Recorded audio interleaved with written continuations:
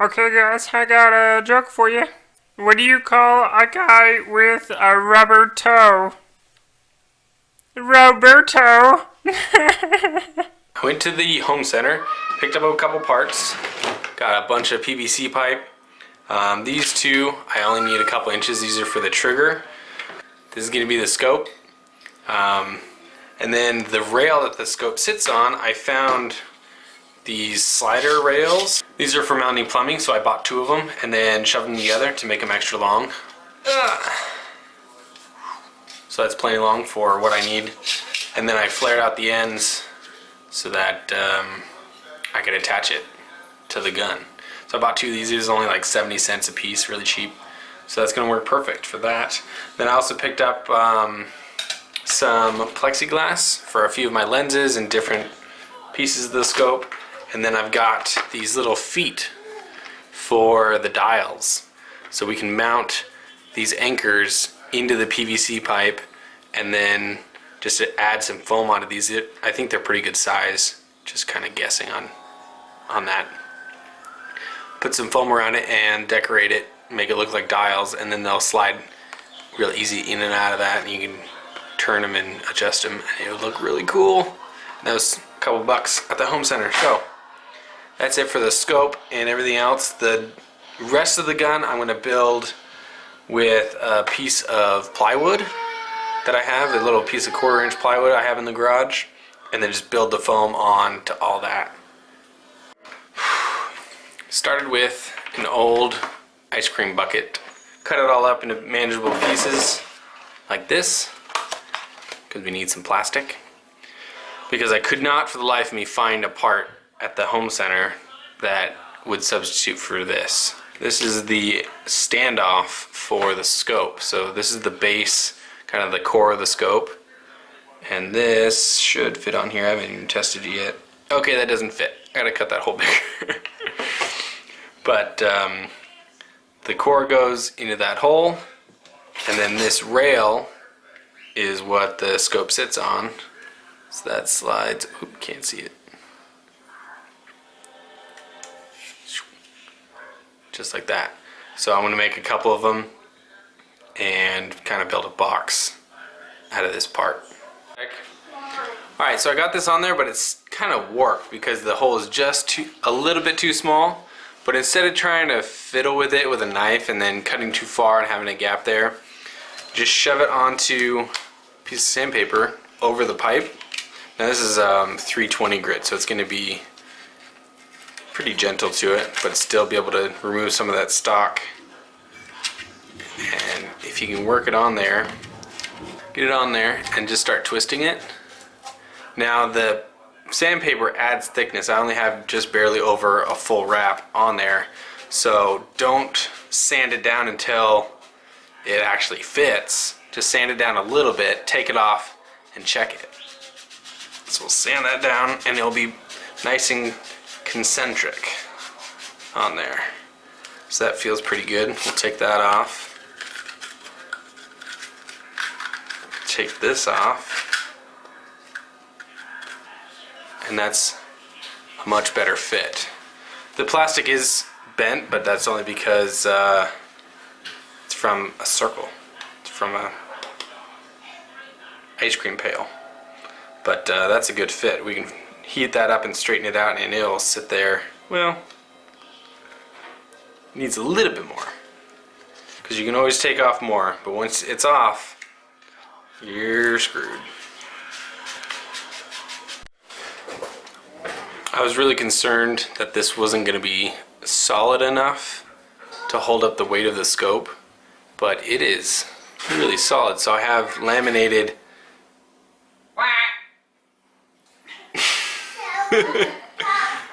ice cream plastic, foam, ice cream plastic, foam, ice cream plastic, all in there.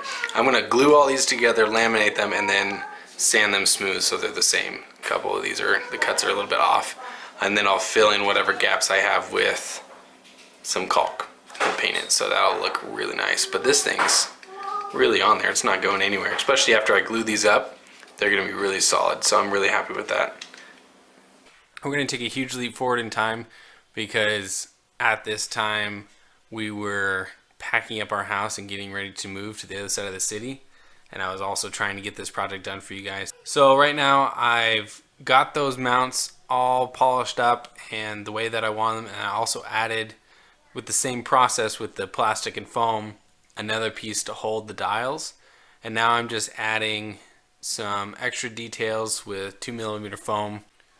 So inside those cones are binocular lenses that I got from Craigslist for super cheap.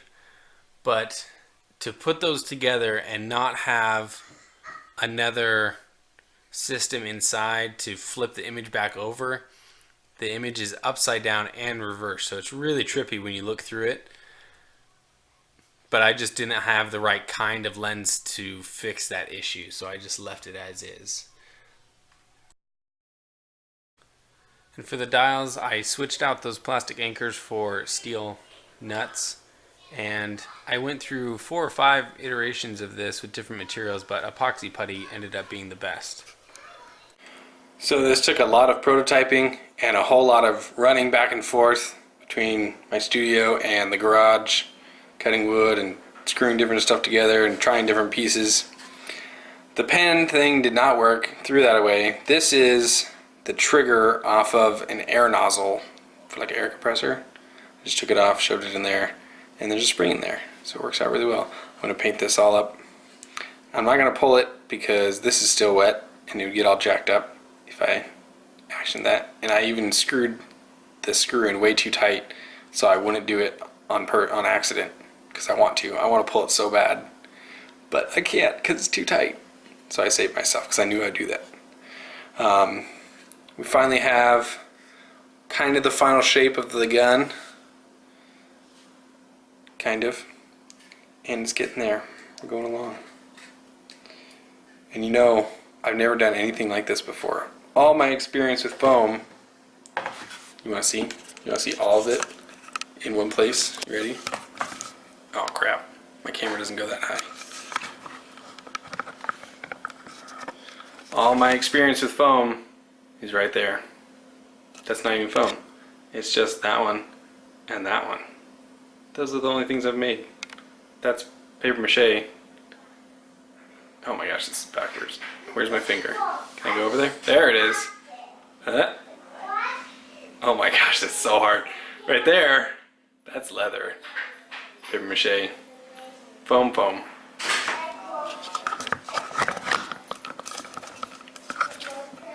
But can I say that my arms are looking good today?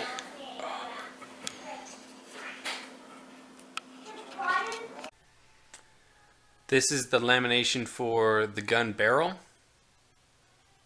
Each piece has a bunch of contact cement on it. You just can't see it on camera because it's already dry, but each of these has that on there so they stick. So I'm just laminating those together, and then once they're dry, I'm going to take it out to my garage and start sculpting the shapes that I need, different angles. So I took that laminated stack.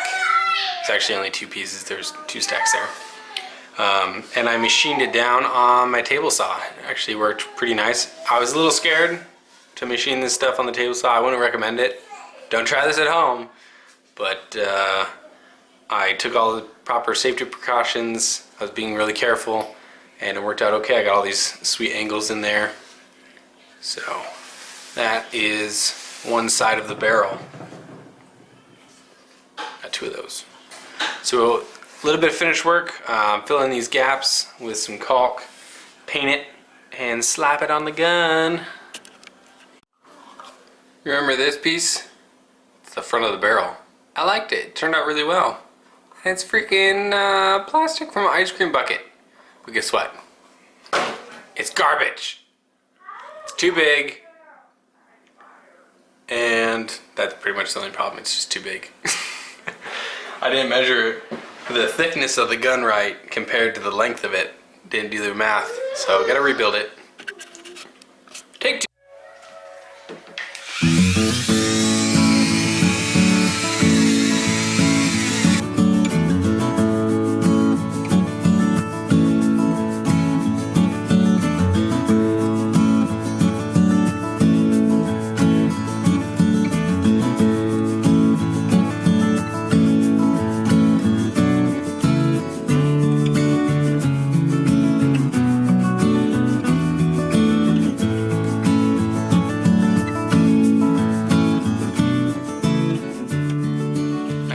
long days, finally have, oh gosh.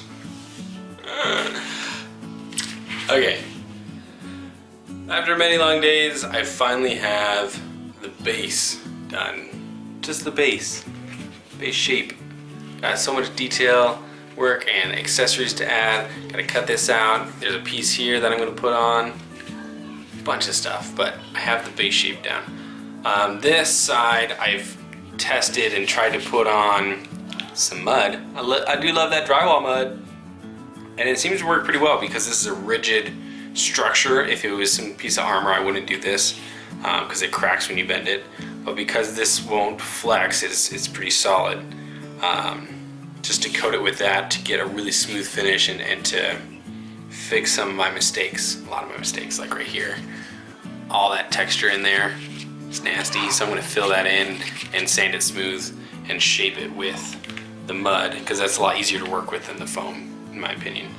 Like I said, I don't have a lot of experience doing this. I'm not as good as those guys on Prop Shop or some of those other channels that do this professionally.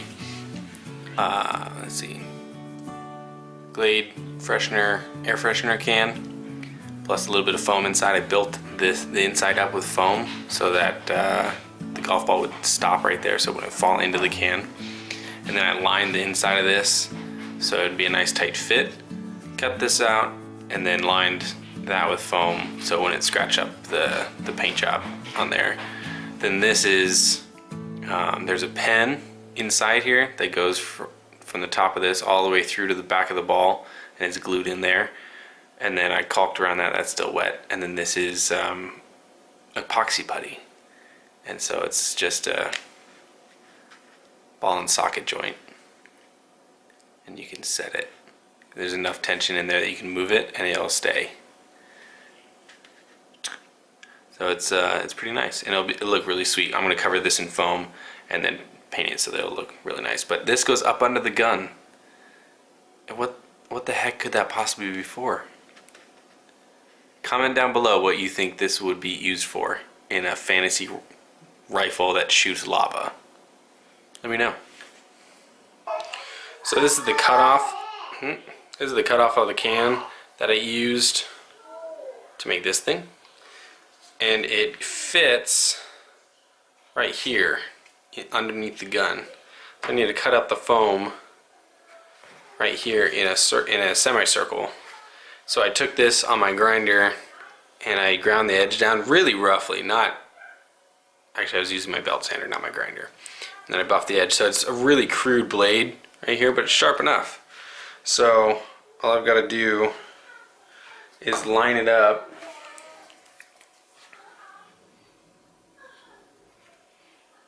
Line it up that way, and then line up the depth.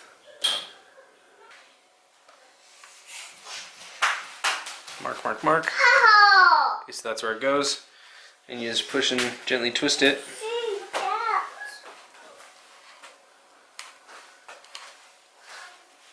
What, Dex?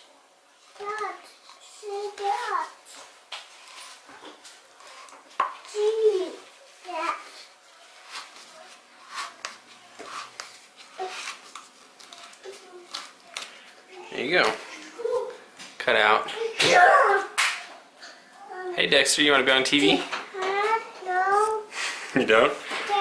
So now the can fits inside there like that, right? I gotta do some shaping. It's a really rough cut, but it got me really, really close without overcutting it. What, honey? What do you want? Okay, I'll help you. Hey Dexter. Here. Now you can see yourself. Come say hi.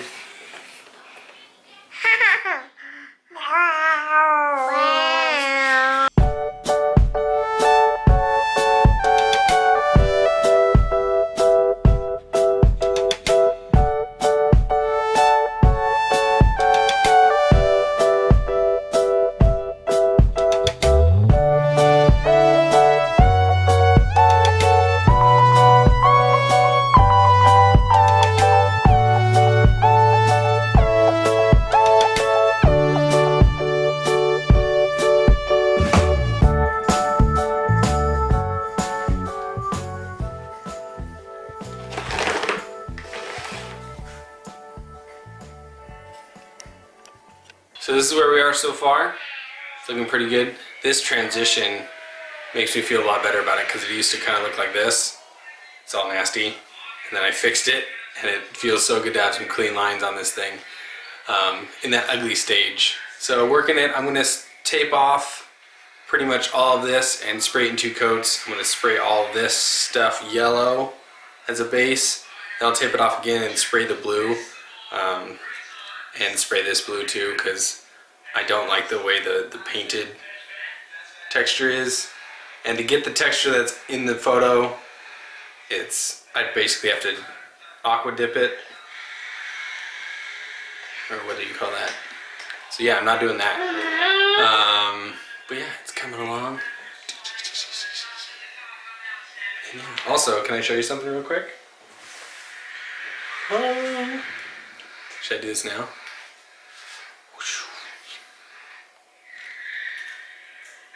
Come on, there it is.